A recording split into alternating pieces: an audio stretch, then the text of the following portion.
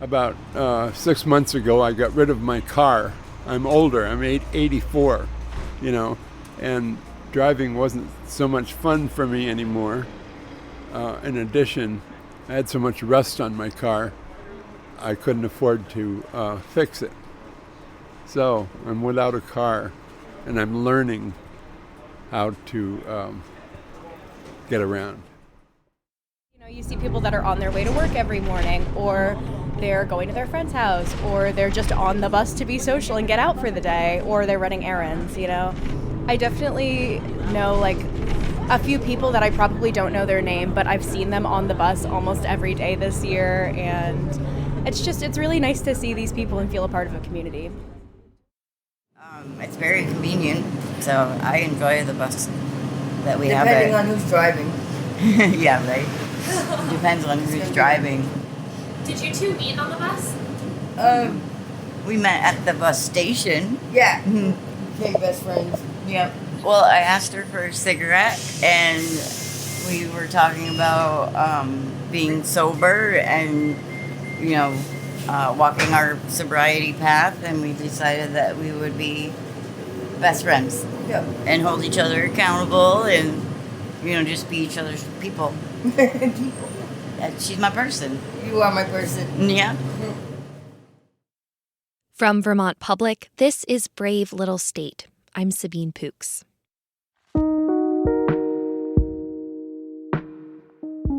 Riding the bus around Chittenden County, you witness some bus magic. Newly minted best friends. A couple on their way to officially move in together for the first time. I can't believe I met you guys as you're about to move in together. I know. What are the odds of that happening again? Public transit can be a place where people connect with each other, outside the isolated shells of their cars. And at the heart of the public transit system in Chittenden County is a fleet of big blue and green buses. The system, Green Mountain Transit, has 11 different local routes that run around the county, plus commuter and link buses to places like Montpelier and St. Albans. We heard from people who live near the local bus routes that the system can be incredibly convenient for them. For the last 4 years since the start of the pandemic, it was completely free, though that changed just a few days before this episode aired. And choosing public transit over a car is also better for the environment. But the bus system we have is fragile. Fewer people are riding the buses today than a decade ago, and Green Mountain Transit is staring down a big fiscal cliff. Unless it can find $2 million by November, GMT says it will have to make major service cuts next year.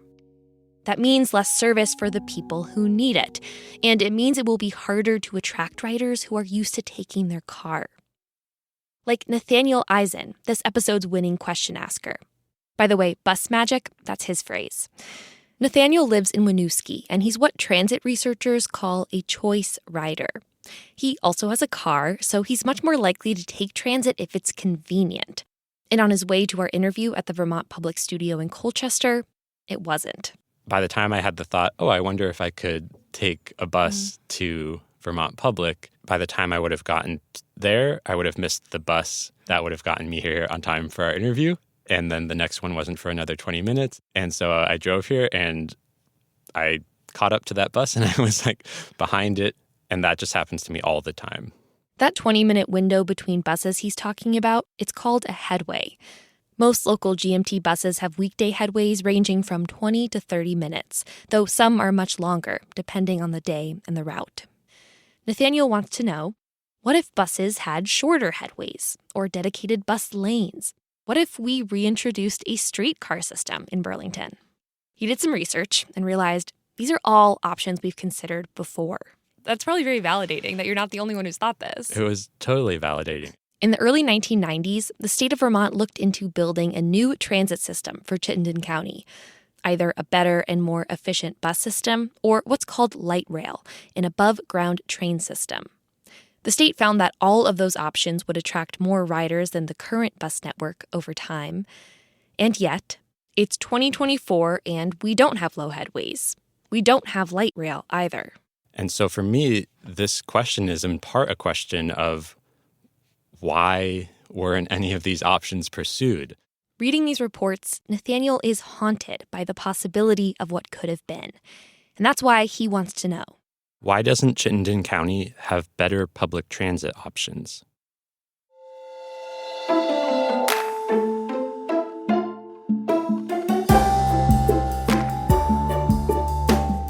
Welcome to Brave Little State, Vermont Public's listener-powered journalism show. Each episode starts with a question about Vermont that's been asked and voted on by you, our audience. Today, listener Nathaniel Eisen and I are boarding the bus to understand the state of public transit in Vermont's most populous county. There's a lot of people that don't have cars, too. So this is like our lifeline. We look back at some unrealized transit dreams. Part of me says, what were we thinking? And hear from the people who are fighting just to keep the system we do have alive. And it will sort of create a death cycle where we just end up in perpetual cuts. We're a proud member of the NPR network.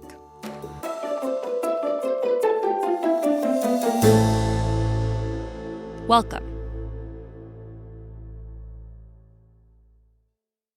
Thanks for listening to Brave Little State, where we have support from Horsford Gardens and Nursery, Charlotte. Local growers cultivating native trees, perennials, and flowering shrubs for spring planting. Helping visitors find inspiration with seasonal display gardens. Delivery and planting available. HorsfordNursery.com. And Sunset Lake CBD, a farmer-owned business crafting CBD products right here in Vermont. Learn more about their sustainable farming practices, delivery options, and how to support local farmers at sunsetlakecbd.com. I used to have a truck and then I crashed into a telephone pole. So now the bus is your main way of getting around? Yeah, until I got a truck again. How long have you two been together? December 1st. We've been friends for years. How did you meet? Special Olympics through Howard Center. She did, I did soccer. She did soccer, I did softball. Yeah. What do you like about competing in the Olympics? Bragging rights. About winning and losing, saying, ha, you lost, ha, we win. Yep. You don't have the gold medal, we have the gold medal. And when I play games, I have a serious look on my face. Like, you don't want to mess with me at that point. And is that the face that you fell in love with? Yes. Chittenden County is more than Burlington and its surrounding towns. But in terms of public transit history and future, that's where the big ideas have been centered and where we'll keep our focus for this episode. And by the way, if you're interested in transit infrastructure and behavior in other parts of Vermont, we have an episode for that. You can go check it out. It's called How Can Vermonters Drive Less from 2019. The first modern public transit system in the Burlington area was a streetcar system. It was extensive, snaking from what's now South Burlington up North Avenue to the west and to Winooski to the east. Then came the automobile and all the excitement that came with the automobile. In 1929, Burlington scrapped its streetcars altogether, famously burning the last one in the street, and switched to buses under a private operator. In the 70s, when the local bus company went out of business, the state created a public entity to oversee that system instead. But by the 1990s, there were still a lot of people using their cars to get around, and officials complained about congestion on the roads. That's despite some pretty inventive efforts to get more people to ride the bus, like this 1992 rap from students with the mayor's youth office. Instead of 20 cars making smoking dust, those 20 people are riding a bus.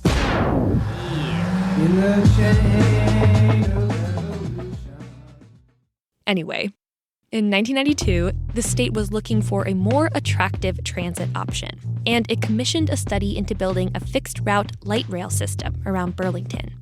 Think above-ground subways crossing the city.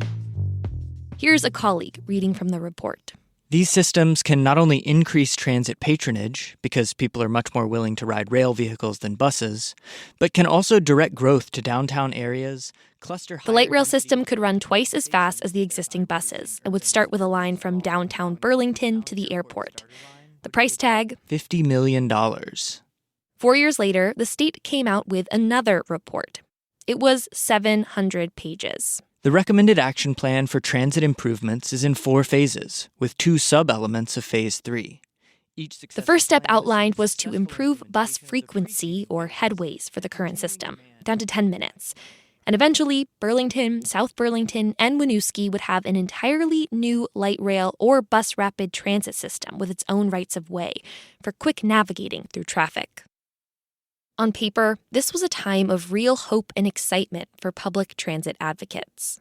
So the 1996 report comes out. Right. And then what? What happened after that? Can you sort of walk me through where you went from there? Frankly, not much happened. Peter Clavell was mayor of Burlington for a large chunk of the 90s and was on the 1996 Project Steering Committee. We spoke with him back in January for an episode about Burlington's sister cities. Peter doesn't remember one decision that the committee made to ditch the project or one naysayer who dramatically shot the whole thing down at a meeting. Instead, It just died a slow, quiet death. Again, I think the challenges were just too overwhelming to address. And nor do I know that there was ever a consensus on the best approach. Did you feel at that time like it was incumbent on your office in any way to push that first phase forward or move forward with some of the recommendations from the report? Yeah, and again, this was maybe one of the problems was there are a lot of people involved, a lot of organizations and institutions, and when everybody's in charge, nobody's in charge. Despite the length and great amount of technical detail in the study, it didn't have a specific action plan for moving forward, like whether to pursue light rail or bus rapid transit. It also didn't recommend a specific source of funding. Most funding for public transit comes from the federal government. Peter says the federal representatives who were part of the study process, they didn't seem to think it was possible for Burlington to get the money it needed. Frankly, looking back at it in the 1996 study, part of me says, what were we thinking? Do we really think that at that time that we might be able to generate a $50 million public investment? Was that real or was it just dreaming? We might have been naive, but I think there was a notion that public transportation is so important that we're going to do this, we're going to do it right. But those of us that believed that this was important, I think, failed in convincing others, including regular citizens, that this was important.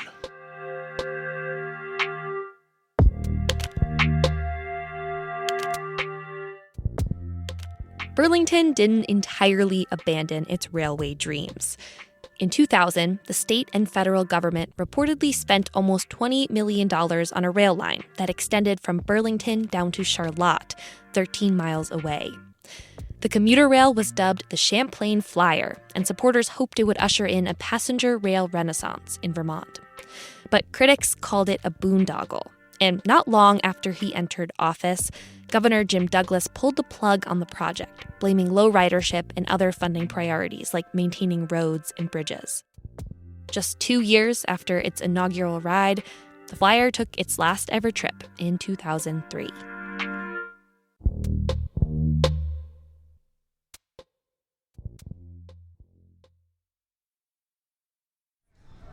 I'm not a car person. I'll just tell you that right off. It's not that I can't be, it's that I choose not to be. I like public transportation. I think it's good for the environment. It's sustainable. I think we should all, try to go car-free and take the bus more or a train more. Do you have a lot of the bus routes memorized? Yeah. That's kind of a superpower. In a sense. What advice do you have for people who are considering going car-free or using their car less, but maybe are daunted by that possibility? Take a chance. Try it. Get to know the schedules, first of all. I would study the schedules and give it a try and see what you think. It can be good. You have no hassle of the car, and it gets you out there, seeing the city, experiencing relationships with others. So there's a lot of benefits to it. Burlington's flirtation with local commuter rail was a bust. We're not getting streetcars back anytime soon either. That leaves us with the bus system we have in place now. and it's struggling. So over the 2 years, I think it's very realistic that we'll see about almost a 1/3 reduction in service. Clayton Clark is general manager of Green Mountain Transit, which runs the buses in Chittenden County. GMT faced funding woes before the pandemic, in part due to low ridership. But thanks to a big boost in COVID stimulus funding from the federal government, it could put off making major reductions in service. Clayton says that's no longer the case. And that's going to really require GMT to make a lot of really hard and horrible decisions because public transit access is critical for people's lives. GMT is facing a big gap in operating funds, both in federal dollars and the required local and state match. Over and over, agencies in Vermont have studied different ways to make up that match, including in 3 different studies over the last decade. But lawmakers haven't taken action on making a longer-term plan. Once again, those big studies aren't worth much without political will and money. Right now, whenever we find ourselves in a financial hole, there's really just one place to go to, and that's the state legislature. And it's clear that that's a pattern that they're tired of. In the absence of another boost from the state, Clayton says GMT's planning on creating an affiliated nonprofit this summer so it can raise funds for the bus system. And he says it's going to look at making those service cuts as early as July 2025. It really worries me that by reducing service, we'll actually reduce ridership to the point that we'll have to reduce service more, and it will sort of create a death cycle where we just end up in perpetual cuts. Another hit to ridership? Since the pandemic, GMT has kept fares free. However, a few days before this episode aired, GMT brought back fares for its urban buses at $2 a ride, with the potential for further fare increases down the line. The state estimates the new fares could reduce ridership by about 15%. There are a lot of riders that GMT might never lose. Almost all of the passengers we spoke with for this story don't have cars and need the bus to get around. They said sometimes the buses run behind schedule and sometimes they're a little worried about their safety. But for the most part, they find the system convenient and reliable. Like 52-year-old Leo Pesci, who lives at the Motel 6 in Winooski. He usually uses the Special Services Transit Agency, or SSTA, to get to the methadone clinic and errands. SSTA is a door-to-door transit service that GMT contracts out for eligible riders with disabilities. But today, Leo forgot to set up an appointment, so he's taking the bus. It's just been a long time. This is a large chunk of my day. But it's all right. I'm glad that it exists. I mean, it does its function, it works really well. But what about so-called choice riders, the ones who could just as easily hop in their cars? How does the system win them over? That's after the break.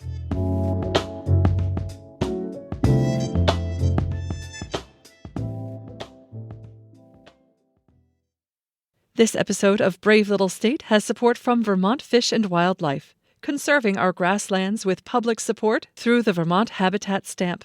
Learn more at vtfishandwildlife.com. I went out to play disc golf, and now I'm going back home.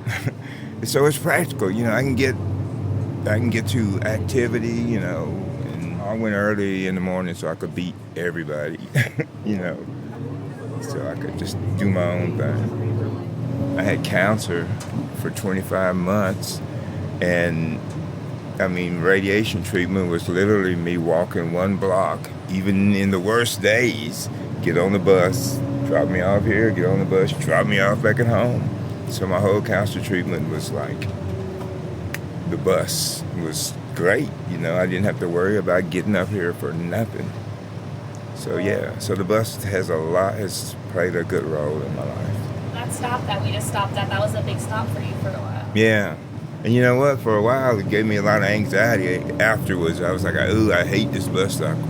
But to get to Essex, I got to go through there, So, yeah, it's a big bus stop. You're right. In the process of reporting this story, I realized I very much fall into the category of choice rider. I drive or bike most places, but it turns out the bus is actually super convenient for me. The number 2 drives right by my house and stops just a block away from my office. Not everyone has that luxury. We asked Vermonters on Reddit and Instagram why they don't take the bus.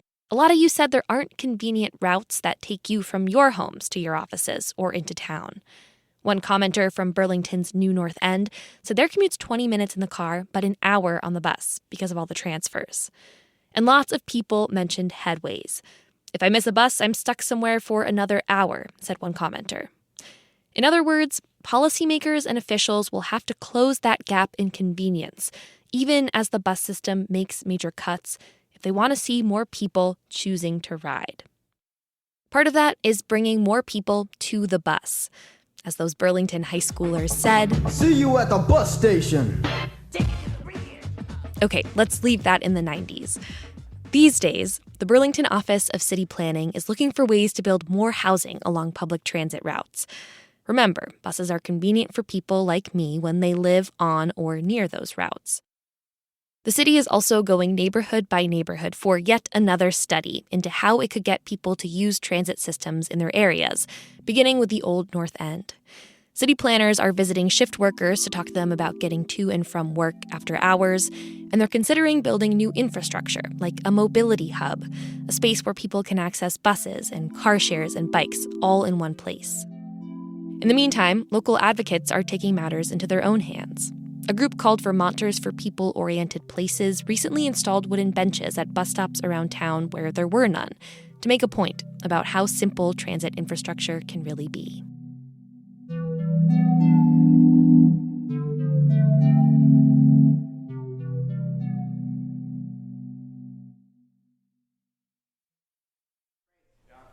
And then, can you go to the next slide here? Actually, all right, so go back. Just one more thing about the transit app.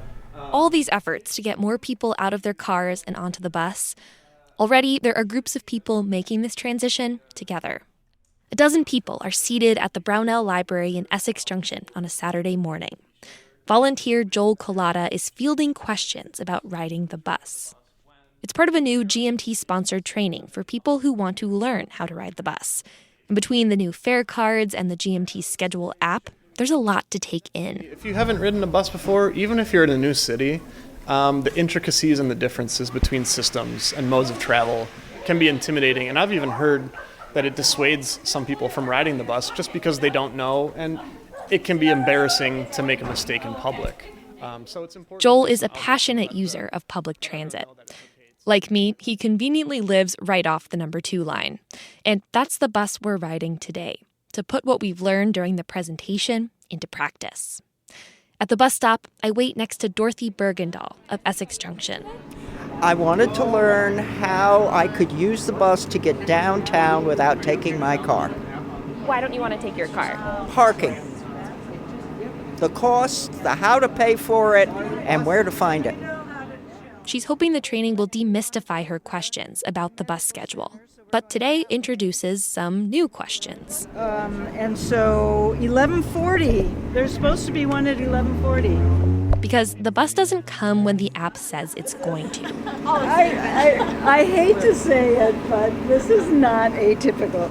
At first we think we've read the schedule wrong, but it turns out the bus is just a bit late. Yeah, this is on. You just have to be ready for more unexpected occasions when you take transit.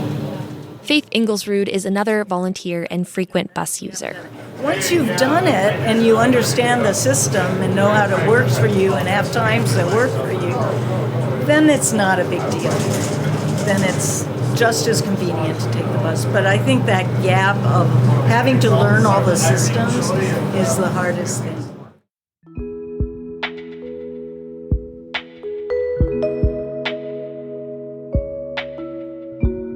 At the end of the day, though, it's about more than just learning to board the bus and pay the fare.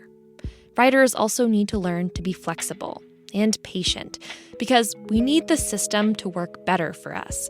But in the meantime, we might just have to work with the system we've got. Just because we have glitches like that, But, where else do you get to meet all these different kinds of people?